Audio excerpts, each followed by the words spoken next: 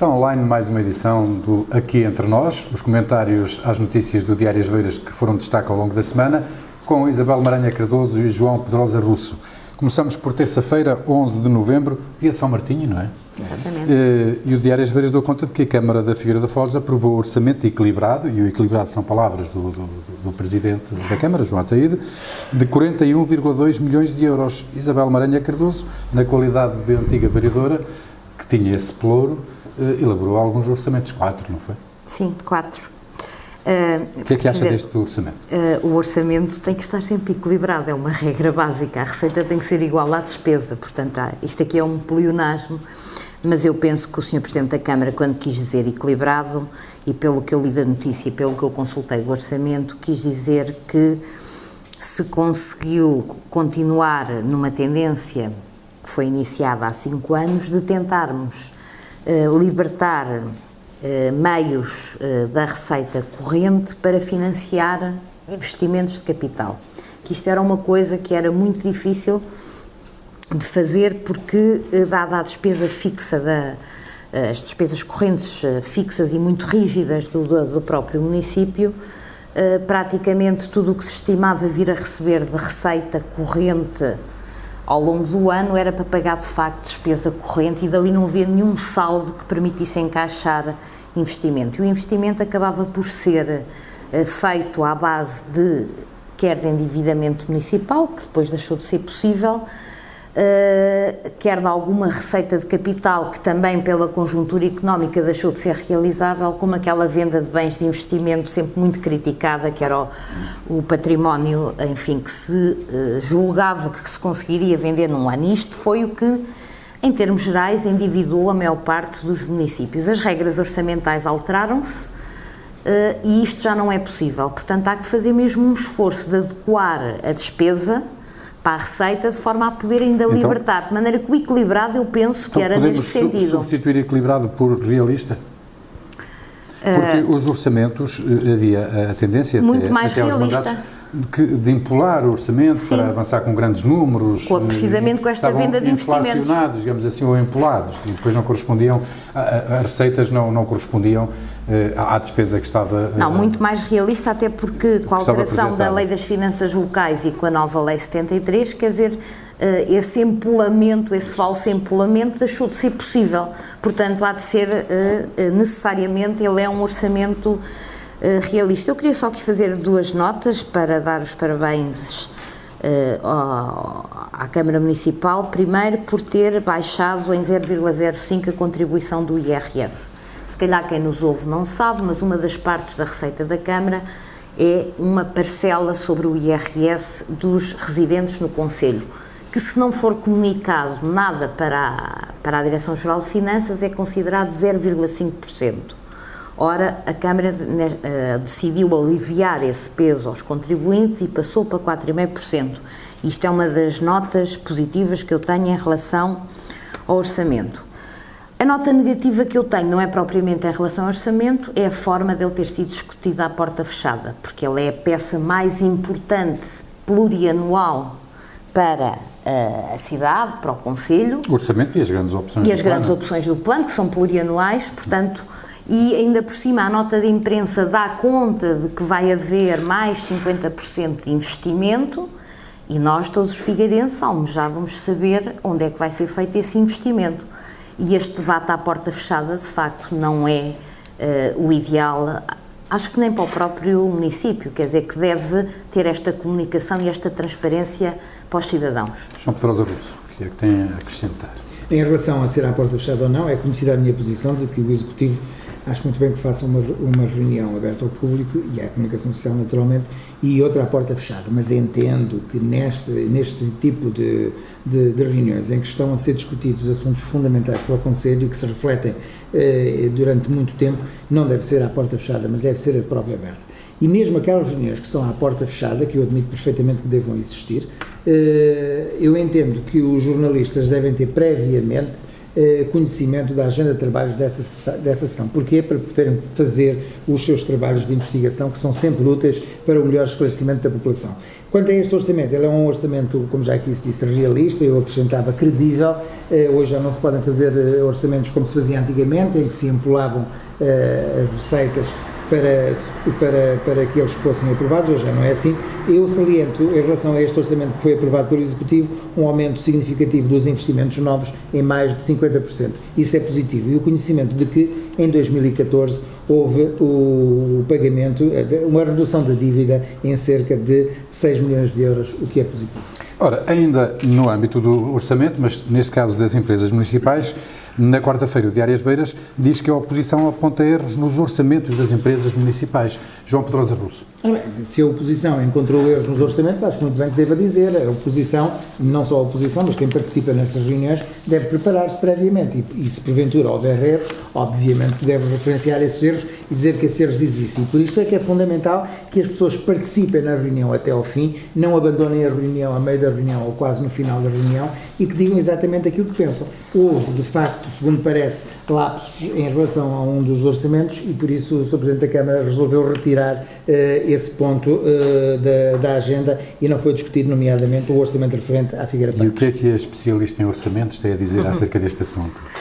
Eu sou um bocadinho mais dura que o João Russo. Eu acho que não é admissível apresentar orçamentos com erros. E os erros eram mesmo erros de cálculo. Erros grosseiros, chamou-lhe a oposição. Sim, e eram mesmo erros grosseiros, tanto quanto sei, que me fui informar, e de facto não é, muito menos, sabendo que na oposição tem uma vereadora que esteve muitos anos ligada às empresas municipais, que é economista, que é da área financeira e que facilmente detecta esse tipo de erros. Portanto, acho que não é admissível que os administradores das empresas... Da vereadora Anabela Tabassó. Da vereadora Anabela da oposição. Exatamente.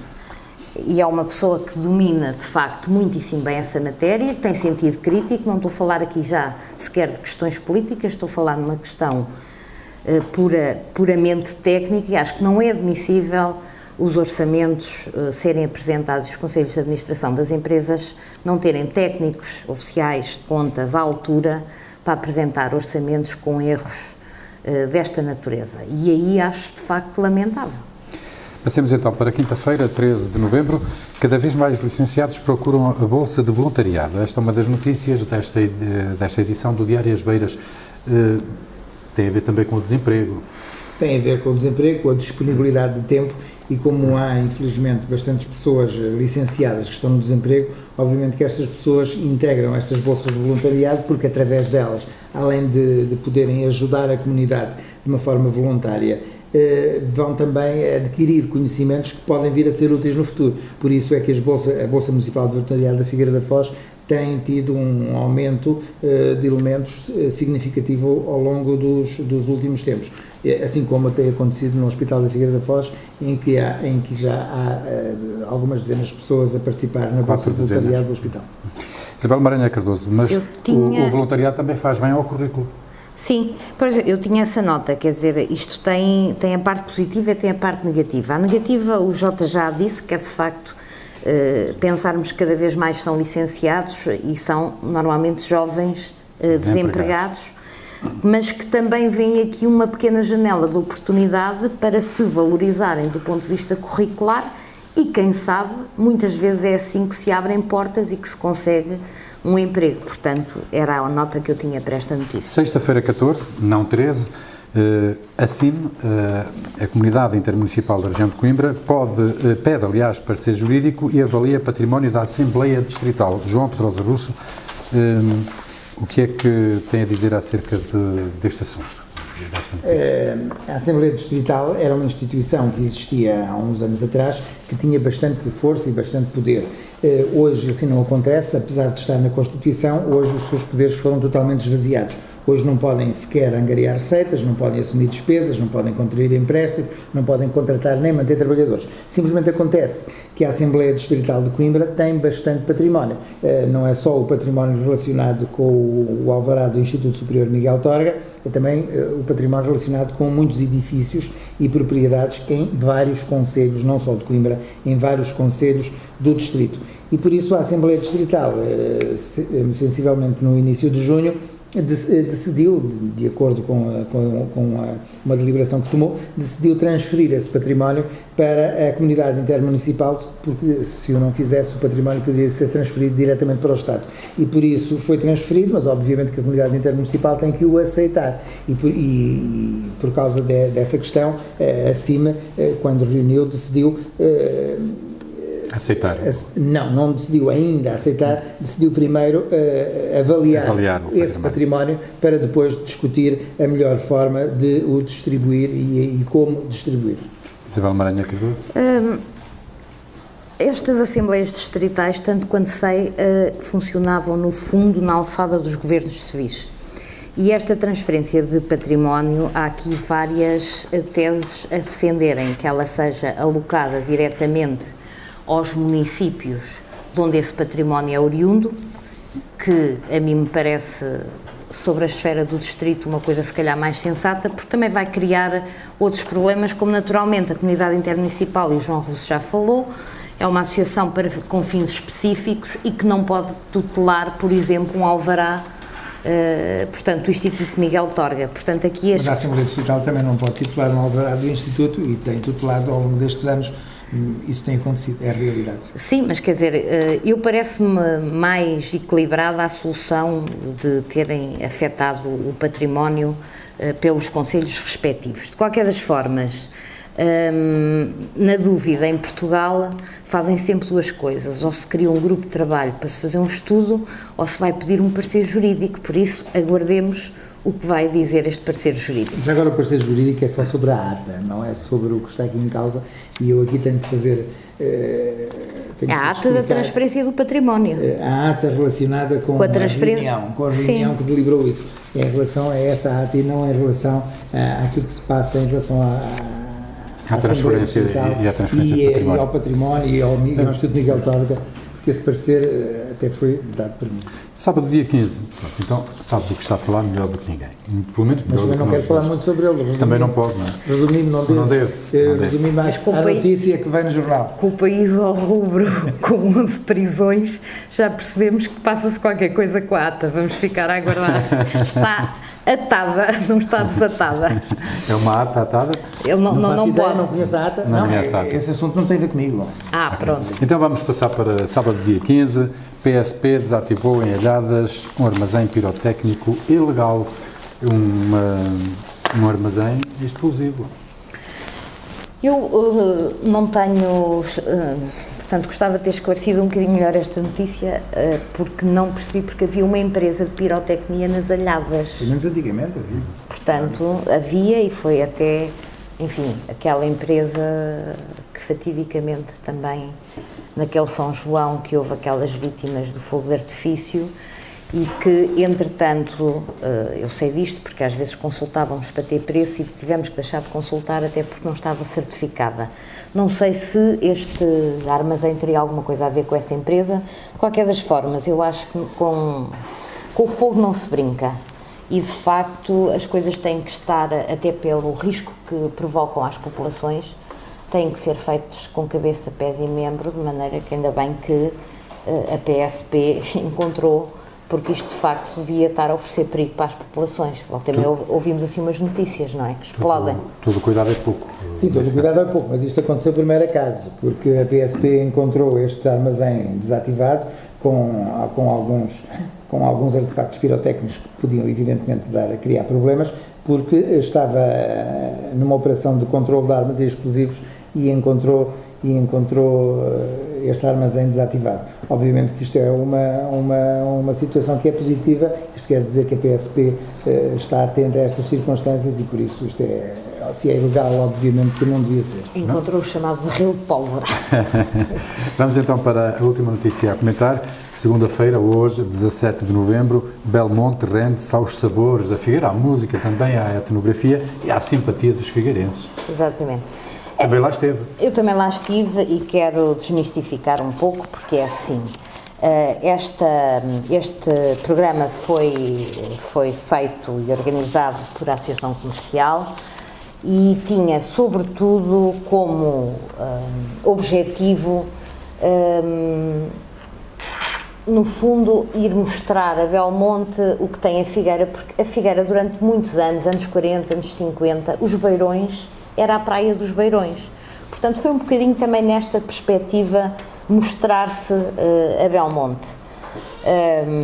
Foi com a Filarmónica dos Carvalhais de Lavos, foi com o Rancho das Cantarinhas, que é um sucesso em qualquer lado onde vá, de facto, e que merecem ter esse sucesso, e foi um dia muito agradável, permitiu, no fundo, também a alguns figueirenses ficarem a conhecer Belmonte, porque não é uma terra pequenina no interior como se julga, tem um turismo fortíssimo, é a maior judiaria do país, tem um trânsito de turistas de israelitas anuais assinaláveis, se calhar mais do que a Figueira tem de banhistas. Eu agora não tenho aqui presente os números, mas ouvi... visitantes por ano. 100 mil, não é? Parte deles... Vindos de Israel, portanto não ou, é... pelo menos, parte deles Exatamente. de Israel e do Brasil. Exatamente. Por causa de Pedro Álvares Cabral. Portanto, são números muito relevantes, tem infraestruturas... Que nasceu em Belmonte, já. Claro, tem infraestruturas patrimoniais e museológicas igualmente interessantes, e se puder fazer uma pontezinha e os turistas irem a Belmonte visitar a judiaria, depois vierem fazer uns diazinhos a descansar aqui na Praia da Figueira, tanto melhor. É uma ponte de 3 horas. Sim, é 3 horas, mas a A25 é uma autoestrada que está maravilhosa e não passa lá quase carro nenhum. Eu tive a oportunidade de ter autoestrada só para mim, de maneira que mais uma razão para se poderem aproveitar estas sinergias, porque temos boas acessibilidades. João Pedrosa Russo, o que é que acha desta ida da Praia à Serra? Não tenho nada contra esta iniciativa, acho que esta iniciativa é positiva, mais iniciativas se deviam fazer, mas não é por aqui que passa a divulgação da Figueira da Foz. Há que fazer um esforço acrescido, um esforço substancial, um esforço mais profissional para a divulgação da Figueira da Foz, para atrairmos mais turistas para a Figueira da Foz e para atrairmos mais indústrias para a Figueira da Foz. Esse esforço, no meu entender, não está a ser feito devidamente, tem que ser mais incentivado, e a competência para fazer desse esforço não é apenas da Câmara, é de outro tipo de associações, da ACIF também, e mesmo de parte de particulares. É preciso, sem dúvida, divulgar mais a Figueira, porque a Figueira tem condições extraordinárias para ser uma cidade com maior crescimento. Vamos então aos assuntos que trouxeram para agora, em relação a esta visita a Belmonte, a doutora Isabel não referiu, mas parece que vai surgir um protocolo turístico no sentido de podermos aproveitamento essa tal ponto, aproveitamento dessas sinergias entre ambas as cidades. Belmonte é uma cidade. Eu esta semana trouxe 2 pontos muito curtinhos, daqueles seja, 30 segundos cada um. 30 segundos que o J. Alves não gosta muito, que são de cariz religioso. Não gosto muito. Cariz religioso. Nada contra nenhum dos pontos que tragam aqui. São duas notícias do Diário As Beiras, naturalmente. Uma era para assinalar que dia 8 de dezembro a Misericórdia... Essa notícia, como vê, portanto... Exatamente. Mas são mais específicas, portanto, aqui mais viradas até para o património do que propriamente para as crenças. A Misericórdia vai ceder a Capela da Casa dos Pescadores, finalmente restaurada, e vai entregá-la no dia 8 de dezembro, portanto, à Paróquia de Boarcos. E isto pode ser simbólico, mas é de facto um passo importante, quer pela reabilitação daquele património e daquele edificado, quer pela simbologia que ele tem para aquela vila e afetividade para a vila pescatória. E a outra tem a ver com a festa da Sé Velha em Coimbra. Eu sei que é em Coimbra, mas é assim, a Sé Velha é património de todos. E nós tendemos, muitas vezes nas nossas cidades, vivemos lá e nem sequer conhecemos, ou porque nunca entramos e passamos à porta. E de facto eu achei imensa piada, porque o pároco da Sé Velha começou por divulgar o aniversário em que ela seria a Sé, porque houve sempre aquela rivalidade entre a Sé Velha e a Sé Nova, mas depois assinalou que aos jovens, uma pedra a cada jovem. Ele diz na frase até da notícia: eu hei de amar uma pedra, eu hei de amar a Sé Velha. Portanto, que é um apelo à visita do património, e de património de facto muito, além de valoroso, muito importante e significativo da nossa história. Não cumpriu religiosamente o seu minuto, mas está perdoada. João Pedrosa Russo, qual é o seu apelo? 2 notas muito breves. Também são 2. 2, mas muito breves. Uma para convidar quem nos está a ver a ir ao CAI ver a exposição de Roxane Buez, uma pintora já que reside na Figueira da Foz há bastante tempo e tem uma pintura muito especial e muito particular que eu aconselho as pessoas a visitar durante este mês de novembro. Outra nota é de salientar que Emanuel Rodrigues, um jovem amante de teatro e ator de teatro, que eu já referi várias vezes em muitas outras oportunidades, dizer que Emanuel Rodrigues promove diversas sessões de um espetáculo no auditório municipal e que estas ações desses espetáculos são dirigidas essencialmente a alunos do primeiro ciclo, que é muito interessante e que decorrem no dia 27. E, portanto, aqui uma chamada de atenção aos pais e aos alunos do ensino básico para participarem no auditório municipal no próximo dia 27 com o Emanuel Rodrigues a gostar da arte de teatro. Não somos especialistas na arte de representar, talvez João Pedrosa Russo sim, que já fez parte, que eu, pelo menos, de algumas peças, sem sucesso, por isso é que optou pela advocacia. Mas regressaremos com outros assuntos aqui entre nós na Figueira TV. São as notícias do Diário As Beiras comentadas por Isabel Maranha Cardoso e João Pedrosa Russo.